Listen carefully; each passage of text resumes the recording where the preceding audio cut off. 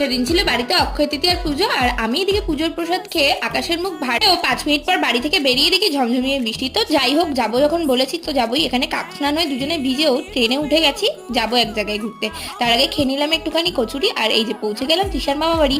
মামা বাড়ি যেতে আমাদের ভালোই লাগে, আর মামা বাড়ির এই মন্দিরটা দারুণ ছিল। তারপর মামির হাতে ব্রেকফাস্ট খেয়ে দুই সখী মিলে মামা বাড়ির ছাদে ঘোরাঘুরি করে জমিয়ে লাঞ্চ করে বেরিয়ে গেলাম এর জন্য উইদাউট দিদুনের দেওয়া এই গিফটটা নিয়ে। তারপরে দেখে বাড়িতে এসে মা আমার দেওয়া গিফটের শাড়িটা পরে রেডি হয়ে রয়েছে ঘন্টুর বার্থডের জন্য। ঘন্টুর সেদিন বার্থডে ছিল, সবকিছুই বেশ ভালো চলছিল। এখানে ঘন্টুকে গায়ে হলুদের মতন করে একটু কেকও আমরা সবাই মাত্র।